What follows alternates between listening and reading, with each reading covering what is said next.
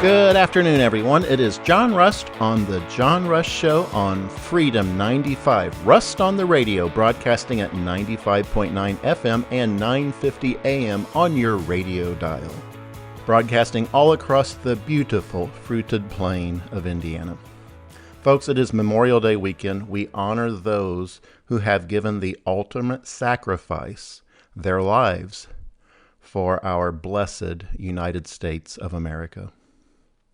From the American Revolution against taxation without representation, to the War of 1812, the American Civil War, World Wars I and II, Korea, Vietnam, and now the Iran War, we give thanks to our soldiers who have fought and died in service to our country.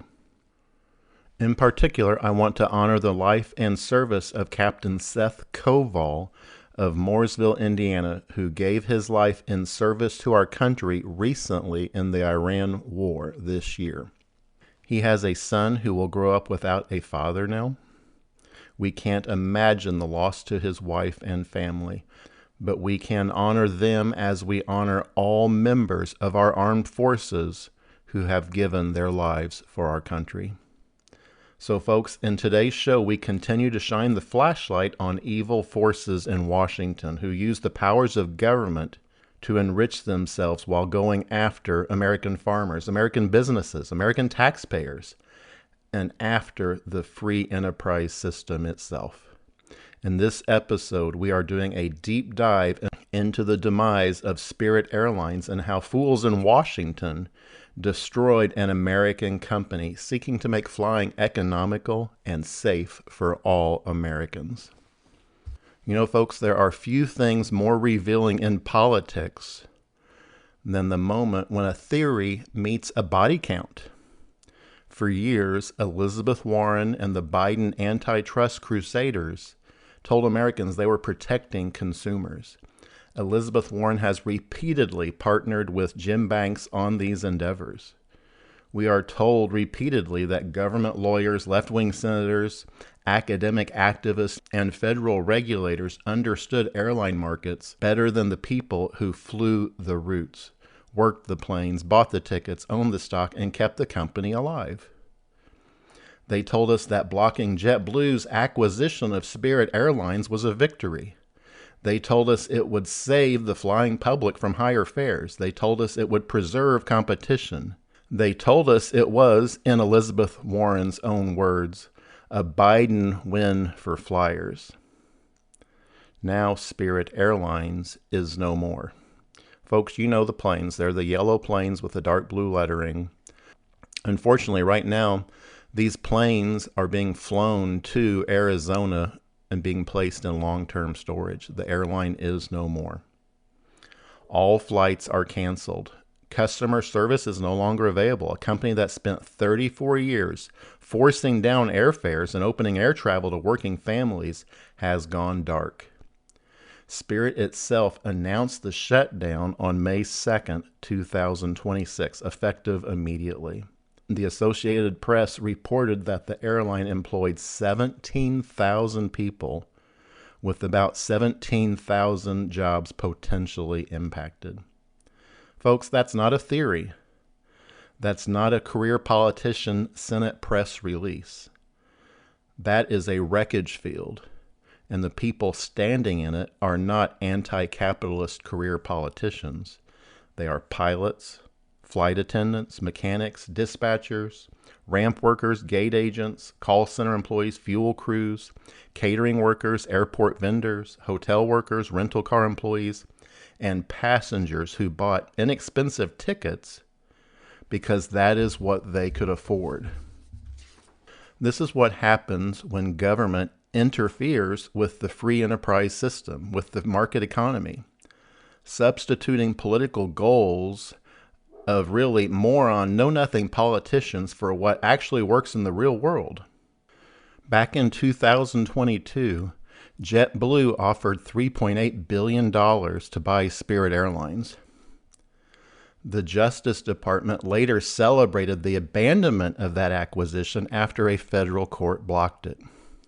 The court's own findings said the proposed merger would have created the nation's fifth largest airline with 10% of the domestic market, while the big four airlines controlled 80% of the industry. Folks, I'm going to repeat those numbers again. 10% against 80%. That was the alleged monopoly threat. Spirit and JetBlue together would not have become an airline monopoly. JetBlue should have been allowed to buy Spirit Airlines. Unfortunately, the Biden administration, pushed on by Elizabeth Warren, said no. They would have become a somewhat larger challenger in a market dominated by giants. But Washington's antitrust left looked at a weak carrier trying to find a buyer and saw not a rescue, not a restructuring, not a possible counterweight to the giants, like Delta and American, but another opportunity to perform moral theater with career politicians claiming credit for protecting consumers, while in fact they were harming consumers. Folks, I want to repeat that. They claimed credit for protecting consumers by blocking JetBlue from purchasing Spirit. That airline may still be functioning today. Unfortunately, it is not. Jim Banks' letters of anti-free market government intervention with Elizabeth Warren have a history of showing they view left-wing government knows best. Elizabeth Warren urged the Department of Transportation and the Biden administration to scrutinize airline mergers, including the JetBlue Spirit deal. She warned that consolidation would harm consumers. She celebrated the government's action, and when the merger died, she called it a victory. A victory. Now tell that, folks, to the 17,000 people who have directly lost their jobs. That's not a victory. That is a loss. Folks, 17,000 people have lost their jobs. It's fitting Jim Banks, Virginia's third senator, he actually lives in Virginia, folks, praised Indiana becoming a hub of food stamp bureaucracy. Jim Banks' letters and actions are causing Americans to lose their jobs. Just look at all the debt Jim Banks has repeatedly voted for. Trillions and trillions and trillions of dollars of new debt. His name should be Jim Bankruptcy. So, of course, he would praise Indiana becoming the home of sickening food stamp dependency. How pathetic. Spirit Airlines is no more. The folks that work there no longer have jobs. They will be lining up for food stamps that Jim Banks is pushing on not just Hoosiers, but all Americans. Because they have no work now because the government stuck their fingers on the scales in favor of anti-free market Marxism espoused so frequently by Elizabeth Warren.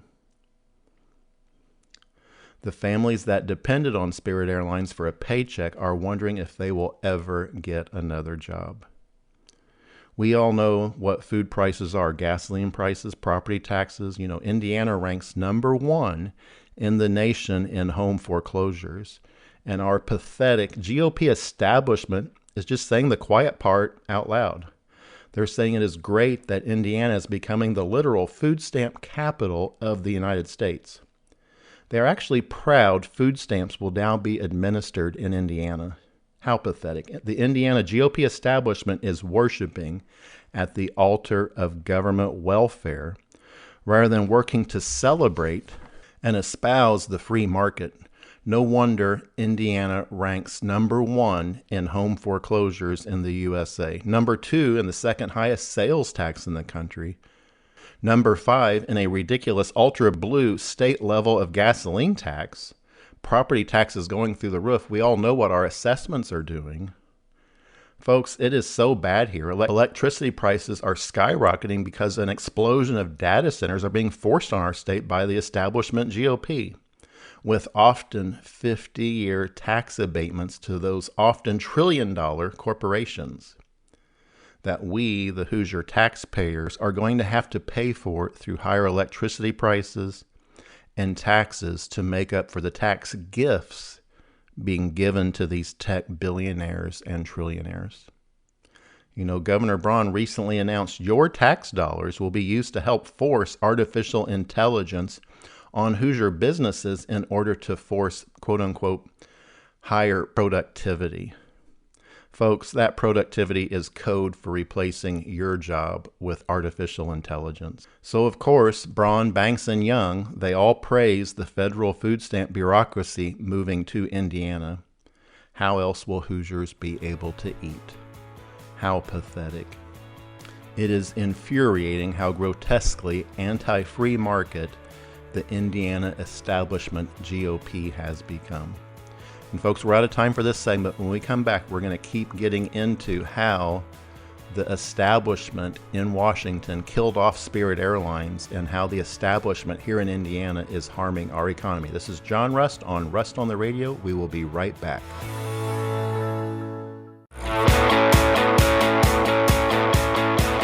Welcome back, folks. This is John Rust on Rust on the Radio on Freedom 95, broadcasting at 9:50 a.m. and 95.9 FM on your radio dial. The right station for talk, broadcasting all across the beautiful fruited plain of Indiana. So, folks, before the break, we're talking about Spirit Airlines and how the government blocked JetBlue from purchasing Spirit to create what then would have been just a 10% market share in the United States for an airline up against the big carriers, Delta, American, United, those folks. Instead, the Biden Justice Department and Elizabeth Warren came down hard and said, no, these two small carriers should not be allowed to merge. They blocked JetBlue from purchasing Spirit Airlines. And folks, as we were talking about, and folks, as we know now, Spirit Airlines is no more. And I'm doing this show, to shine the light. And one of the reasons, when I ran for the U.S. Senate in 2024, and I think why they threw me off the ballot, the establishment did, is because the Indiana GOP establishment has become very anti-free enterprise. Look at what's happening with the Indiana Economic Development Corporation, where the government is picking winners and losers in our economy, not letting the free market choose winners and losers. It is just infuriating how grotesquely anti-free market the Indiana establishment GOP has become. They prefer the Indiana Economic Development Corporation giving millions and millions and millions of your taxpayer dollars to their favored companies who are often their political donors. Folks, these are just career politicians who are big government types. They don't understand market-based economies. The passengers in smaller and secondary markets where Spirit Airlines was not a luxury, but a vital way of transportation are the losers here. These big government types in Washington blocked JetBlue from buying Spirit. For many, Spirit Airlines was the difference between flying and not flying. For many people, now your alternative to these ultra expensive airline ticket prices, you're going to have to take the bus or drive. Flying is no longer an option for many people because we did not allow the free market system to take care of itself. But the big government know-it-all types like Elizabeth Warren are celebrating that Spirit Airlines was blocked from being sold to JetBlue just a few years ago. So now people looking for inexpensive air travel have lost a vital carrier for all Americans. What killed Spirit Airlines? Obviously the Iran war jacked up fuel prices so much that was the final straw that took them out. But had they been purchased by JetBlue, perhaps that as a carrier, perhaps they would have survived. We'll never know. And it's not just the Iran war causing this massive inflation. You have to look at the trillions and trillions and trillions of dollars of new debt that has been voted for by Todd Young, by Jim Banks, by every member of the Indiana House GOP delegation. There's no pure souls there, folks. They all voted for trillions and trillions and trillions of dollars of new debt, every one of them. That debt is directly causing the massive inflation. We have the highest inflation now since 2023. It's up to 3.8%. It was just reported last week. And that's the reported inflation. I think we all know the real inflation figure is much, much higher. That inflation is really what killed Spirit Airlines. So what about the mother trying to get her children to Florida from Indianapolis? What about someone trying to fly home for a funeral? What about college students who couldn't afford to fly Delta, United, or American, but could afford Spirit? Those folks don't have an option anymore. The progressive answer, of course, will always be predictable. They will say Spirit had financial problems. That is true. Like I said, the inflation racking the American economy that Jim Banks voted for is killing our economy. They say fuel prices hurt the company. That's true. Just look at the Iran war, to open up the Straits of Hormuz, which was open before even the war started. Fuel prices absolutely hurt the company. That is absolutely true. Just look at the war in Iran, to open up the Straits of Hormuz, which were open before the war started, but that's another topic, and we'll be delving into that soon. What on earth are we doing? Why are we cratering our economy? Why are we doing Israel's bidding? When Israel announced they will even refuse to provide Israeli troops on the ground in Iran for any ground war.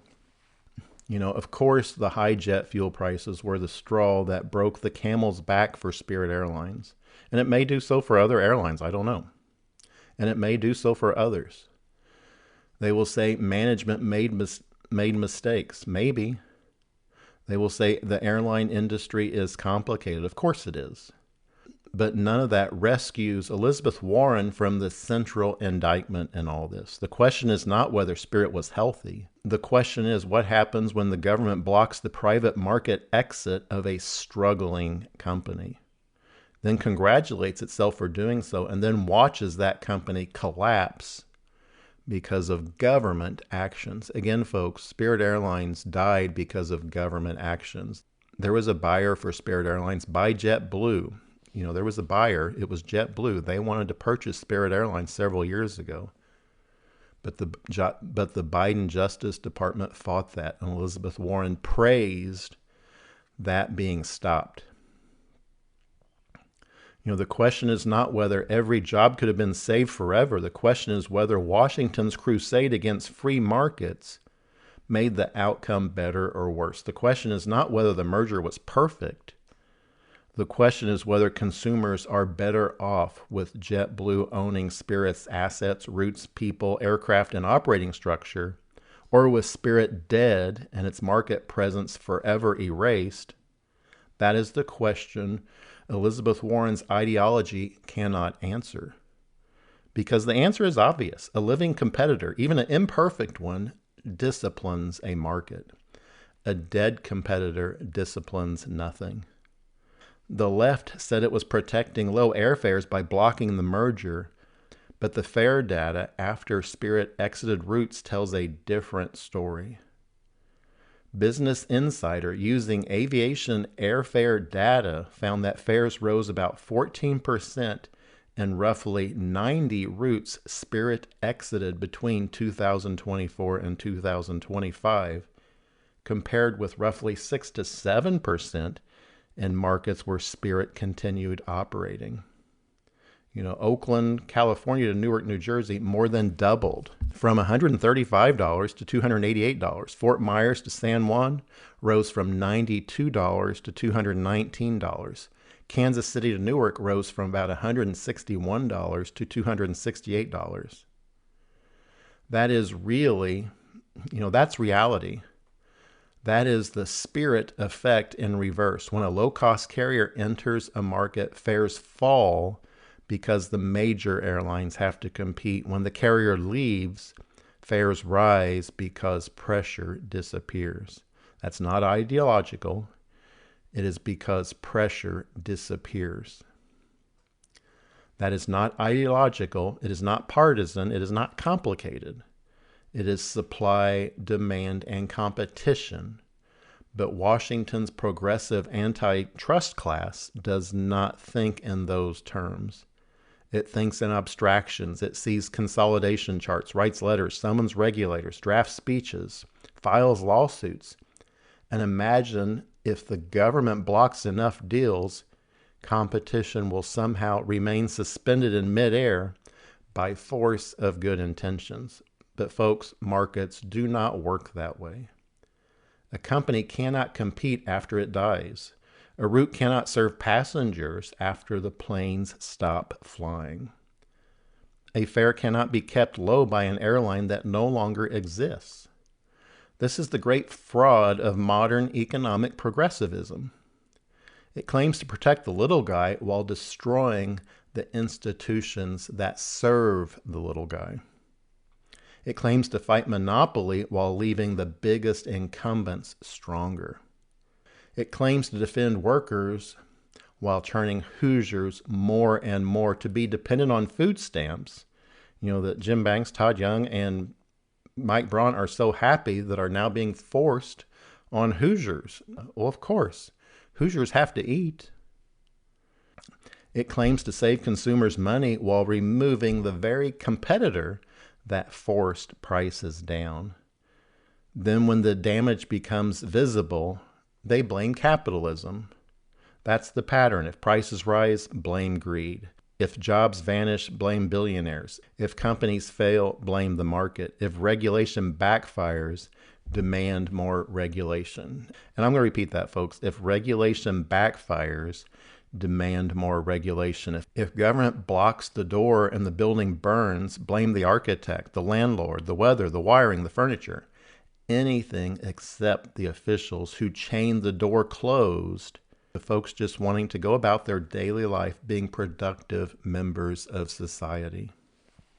That is the part Americans should not forget, because the issue here is larger than Spirit Airlines. This is about a particular governing class that does not understand the difference between a market structure on paper and a market as lived by ordinary people. They certainly don't understand farming. Look at how Jim Banks and Elizabeth Warren wrote a joint letter together attacking Hoosier farmers because they do not believe in the free market. This is the difference between intention and competence. Elizabeth Warren is very good at speeches. She is very good at assigning villains. She is very good at turning every market problem into a morality play where government is the savior and business is the suspect.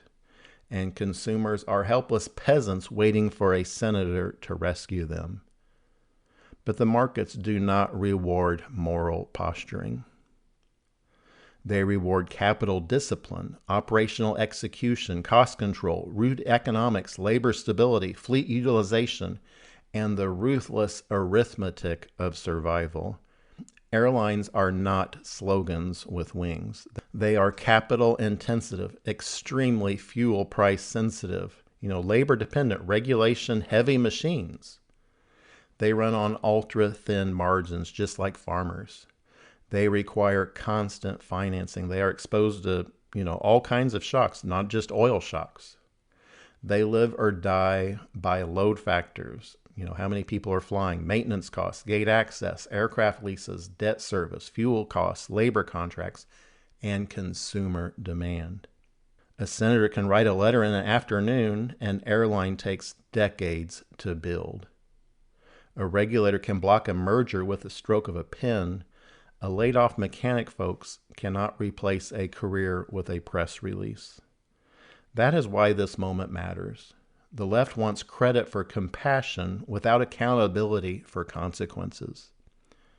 It wants to be judged by what it said it intended, not by what actually happened. It wants applause for protecting competition even when competition disappears. It wants praise for saving consumers from hypothetical fare increases, even when real fares rise after the low-cost carrier exits that they blocked from being purchased by JetBlue. No, folks, this standard has to be finished. Public policy must be judged by outcomes, not slogans. And the outcome here is brutal. Spirit Airlines is gone. This is not consumer protection. This is regulatory malpractice.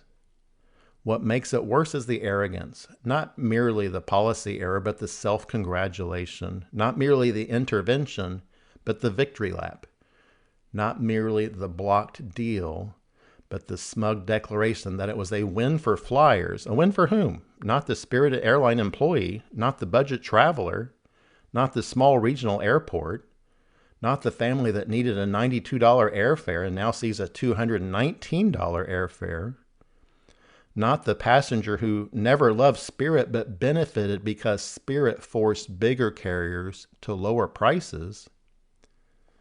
That's the hidden genius of low-cost competition. Even people who never fly the discount carrier benefit from its presence. The cheap airline does not merely serve its own passengers, it disciplines the entire route.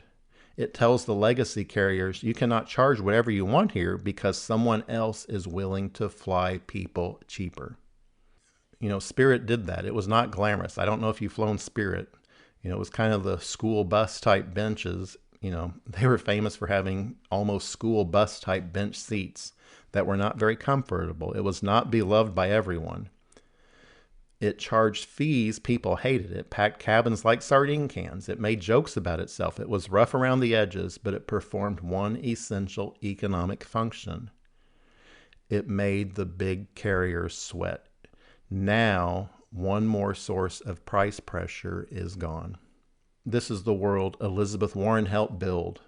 Higher taxes, less competition, more government intervention, more regulatory vetoes, more political theater, fewer jobs, fewer competitors, more expensive everything. Then a lecture about fairness. And Hoosiers just get forced onto the welfare rolls, more and more reliant on food stamps than ever before. So folks, we're out of time for this segment. When we come back, we're going to keep diving into more on why Spirit Airlines was really forced from the scene by government regulation. This is John Rust on Rust on the Radio. Stay tuned.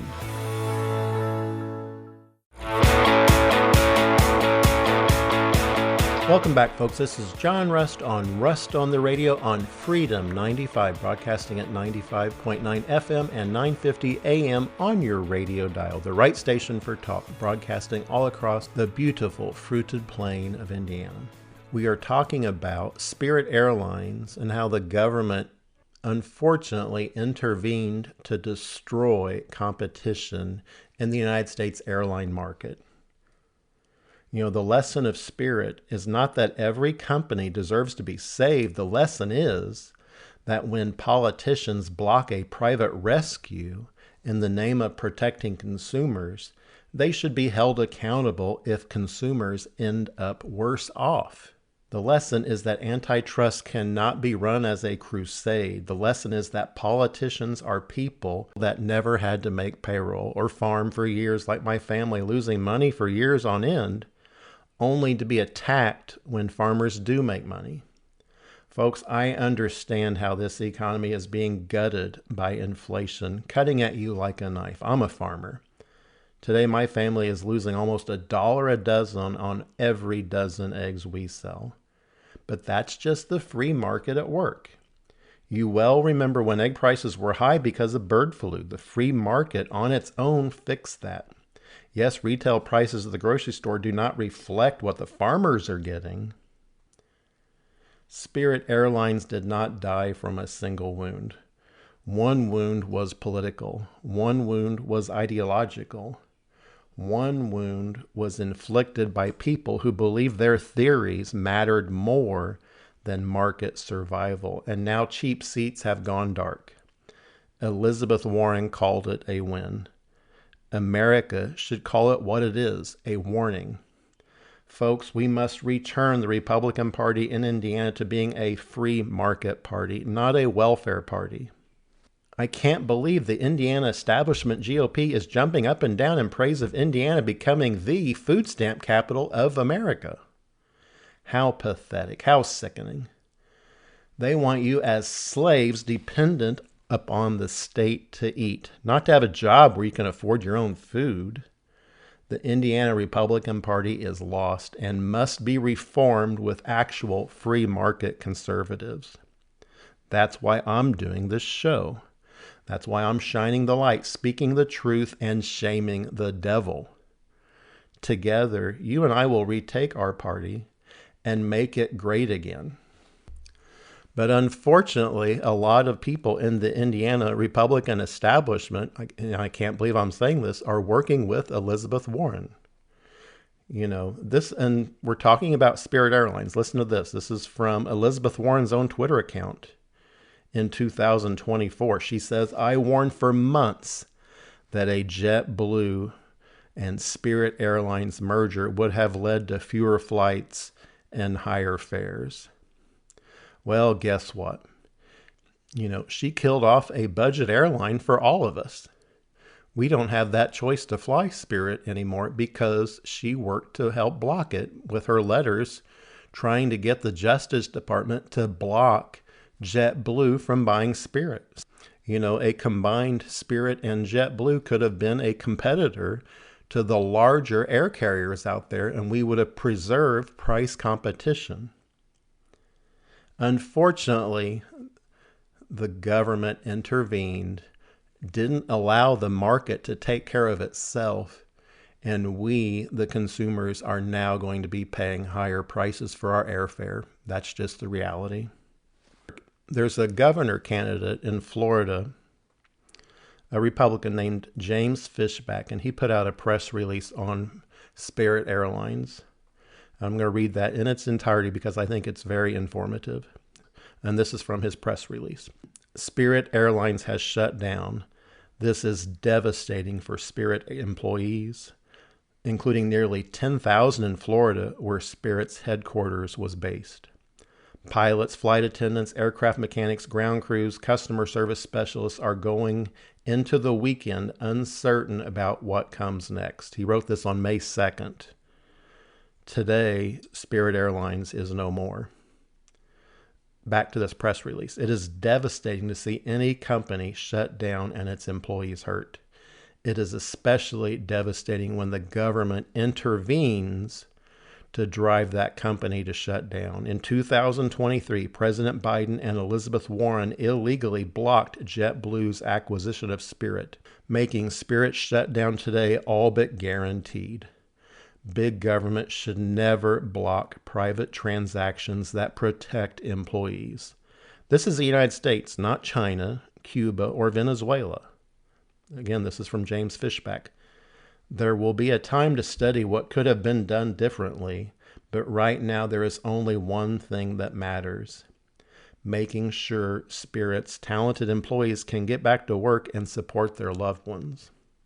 Folks, unfortunately, it just didn't happen. Spirit Airlines is no more because of government.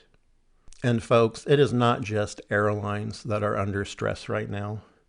Did you know that farm bankruptcies are up 46% between 2024 and 2025? We are reaching levels last seen, during the 1980s. And folks, if you remember, back in the 1980s, the government intervened in the farm market economy, destroying so many American family farmers. What happened back then was President Jimmy Carter, used grain embargoes as a political weapon, but the cost was borne by American farmers. We had a grain embargo against Russia. You know what happened back then? 46 years ago, Jimmy Carter had a grain embargo against the Soviet Union. At that time, corn was $3.49 a bushel. And folks, this is from Twitter. 46 years ago, Jimmy Carter slapped the grain embargo against our best customer, the USSR. At the time, corn was $3.49, and today corn is $4.30. And everything costs 10 times more. Corn has gone up 24% in 5 decades. In 1980, a John Deere 4440 was about $30,000. If the cost went up the same as corn has today, it would cost $37,200. But folks, today a John Deere 6M 130 is about the same horsepower and costs $150,000.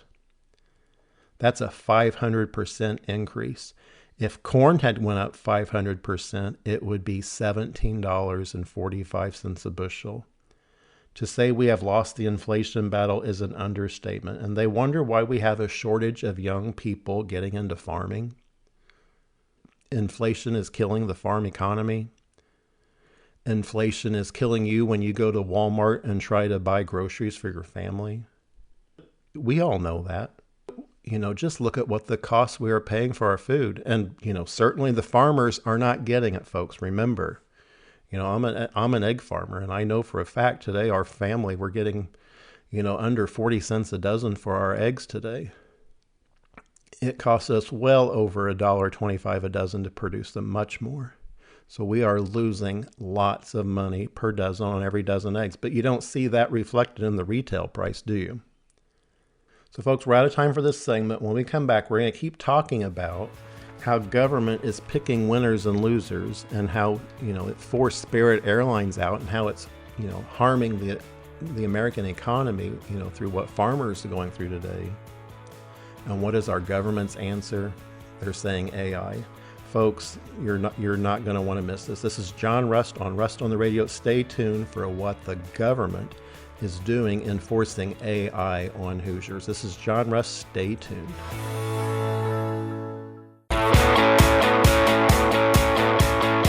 Welcome back, folks. This is John Rust on Rust on the Radio, the John Rust Show on Freedom 95, broadcasting at 950 AM and 95.9 FM on your radio dial, broadcasting all across the beautiful fruited plain of Indiana. So, folks, we are talking about our economy being shattered by government, by Spirit Airlines being really forced out of business by government action, by the American farm economy being crushed right now, by everyone being crushed by inflation. And you know what our government's answer is to solve everything? They want to force AI on us, artificial intelligence. Listen to this. This is from a Mike Braun. Our governor announced a new partnership designed to, quote unquote, grow jobs and wages through AI integration. He says, our goal is clear: grow wages, create more high-quality jobs, and position Indiana for long-term economic growth by making it the most AI-ready state in the nation. Folks, stop the presses. Hold on. Wait a second. What they're really talking about is making you more, quote-unquote, productive. And you know what they're talking about when they make you more productive? When they're talking about growing jobs, that's bullcrap. This is about you, the taxpayer, subsidizing your own demise. We get these data centers being forced on Hoosiers all across our state. And now the government's giving us this song and dance that, it's going to be wonderful. We're going to make it better for you. Well, guess what? Your tax dollars are going to these data centers because a lot of these data centers are getting up to 50-year tax abatements. That means you, the taxpayer, are going to have to help subsidize, the roads and services to these data centers. They're not going to be paying for it. They're getting off tax-free. And we're also, more importantly, and this is massive, is look at what our electricity prices are doing for these data centers. Electricity in Indiana, electricity prices went up 23% in 2025 and 9% in 2024. And that 23% increase was up and over the 9% increase the year before. Folks, Indiana pays a ridiculous electricity rate, 17 cents per kilowatt. Did you know that our neighbor to the south, Kentucky, only pays 11 cents per kilowatt? And you say, well, why is Kentucky so much cheaper? Well, number one, they burn a lot of coal, and coal is the absolute most efficient, inexpensive form of electricity.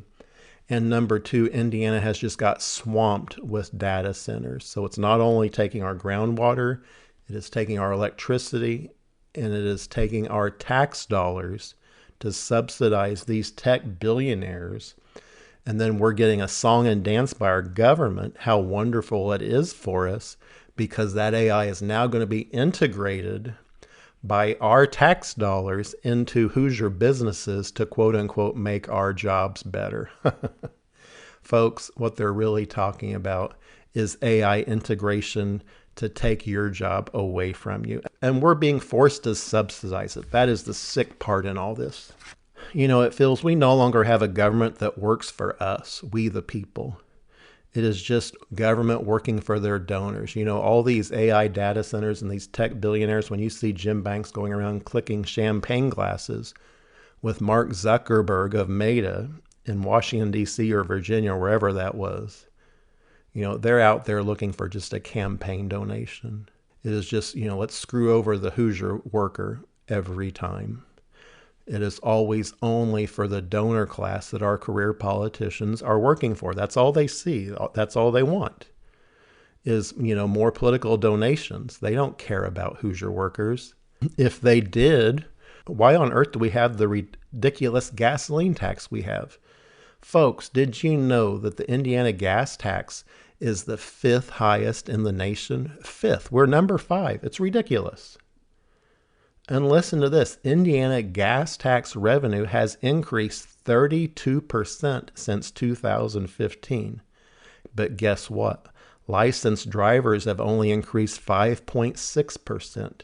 Vehicle miles traveled have increased only by 13%. So where is all that tax money going? Well, guess what? You know, Governor Braun did at least suspend the gas tax recently, and guess what? That's costing the state $50 million a month. But guess what? We have a $6 billion, with a B, billion-dollar projected surplus right now. There is no reason at all to even have the gas or the sales tax on gasoline right now. I think both those taxes should be suspended permanently, not temporarily, permanently. Indiana is swimming in revenue, but our Indiana GOP establishment keeps throwing more and more tax increases on us. You know, just last year, we had a $1 billion tax increase, and the government and the Indiana government is swimming in money, and they are just looking for ways to spend it for these billionaires, you know, like what they're doing in northern Indiana with this proposed Chicago Bears stadium, where they're actually going to be taking money from the toll roads. And that's a whole other topic, but they're actually talking about publicly, and they're saying this, they're going to take money from the toll roads to subsidize the stadium roads up in near Chicago for the Chicago Bears. Why on earth should you pay a toll for driving on interstates that you paid for with your tax dollars already? Why should that toll money be going to a billionaire owner of the Chicago Bears to help them build a stadium, you know, for Chicago, you know, for the Chicago Bears? It is insanity. You know, folks, did you know that Indiana is number 1? When gasoline prices jumped, Indiana was number 1 in the nation for the highest increase in the price of gasoline. Hoosiers have seen an 80, and this is from Fox 59 News. Hoosiers have seen a 84-cent increase in gasoline prices. This is from Hoodlum on Twitter. It says, "Unfun fact: Americans will spend $500 million more on gas in the next 24 hours than they did in March." And folks, what we're talking about there, of course, is the Iran war and, of course, the gasoline taxes. You know, Indiana, you know, the Republican Party in Indiana has become the party of government. It has become the party of how to figure out how to tax and toll us more and more. So not only do we have the 5th highest gasoline tax in the country, now the Indiana General Assembly just in 2025 passed a bill enabling every square mile of Indiana interstates to be tolled, to become a toll road. And we're not talking about an inexpensive toll. We're talking about a big toll. They're talking about an $11 toll just to drive your car from Terre Haute to Richmond on I-70. You know, for a semi, they're talking about $80. And folks, if we toll the road that heavily, you know what will happen? The truckers will just go on US 40, or they'll take 64 across southern Indiana and then go to Cincinnati and then go north on 71 and rejoin 70 in Columbus, Ohio to avoid the toll. And then you will immediately hear from all the politicians in Indiana, well, since people are avoiding the toll by going on those other roads, we will have to toll those roads too. So it will start with I-70, and Governor Braun has announced they fully intend to toll I-70. It will mean every mile of Indiana interstate, and perhaps our even 2-lane highways will be tolled, because they are just looking for more ways to tax and toll us. It's insanity. It's because they are predators on how they view Hoosiers. They just see us as something to tax, not to work for. And that's a key difference. You know, we need leaders elected in Indiana who will work for Hoosiers and who will not just work to tax Hoosiers, who will not just work to toll Hoosiers. That's the problem right now. You know, just look at how the Indiana GOP establishment sanctions taxing unrealized gains. That's not conservative. You know, property taxes, in my opinion, are immoral. Property tax is really paying rent to the government for something you already own. We have to have a serious discussion in Indiana on eliminating property taxes outright. Because why on earth are they being assessed? You know, if you buy a house, you just want to live in that house, you know, maybe forever. You know, to have your white picket fence and the American flag flying out on the front porch. But unfortunately, our political leaders just view that as something that you are going to have to pay rent to them for the rest of your life. And unfortunately, what's happening is our taxes are now so high in the state of Indiana. Did you know that Indiana is number 1 in home foreclosures in the United States? Isn't that pathetic? Indiana, a red state, a Republican state, we have the highest home foreclosure rate in the entire United States. Folks, that's not something to be proud of. Did you know that Indiana has the number 2 sales tax in the United States? So not only do we have the 5th highest gasoline tax, the 2nd highest sales tax, now they want tolls. And as a consequence of these property taxes being assessed through the roof, and we all just got our property tax assessments, we know what a scam that is, how they are taxing unrealized gains, something we attacked Elizabeth Warren and the liberals in California for proposing a tax on unrealized gains in California, but we do it here ourselves in the state of Indiana. We have to change course. We have to make Indiana a red state again. Unfortunately, it is not today. You can't say that with how we are being taxed. You know, unfortunately, the establishment GOP is purely the party of tax and spend. And something just happened. This is from Wish TV News, and it's come out that the U.S. Department of Agriculture is relocating key nutrition programs from Washington, D.C. to cities across the country. SNAP, food stamps, is going to move to Indianapolis. Well, of course. And you know who's praising this, of course? Jim Banks, Todd Young, and Governor Braun. You know, how pathetic is it that our quote-unquote Republicans are praising Indiana becoming the food stamp capital of the United States? You know, we should be about free enterprise. We should be about farming, feeding Americans, not government feeding Americans with food stamps. My Lord. That's why I'm doing this program. I'm going to keep shining the light, speaking the truth, and shaming the devil.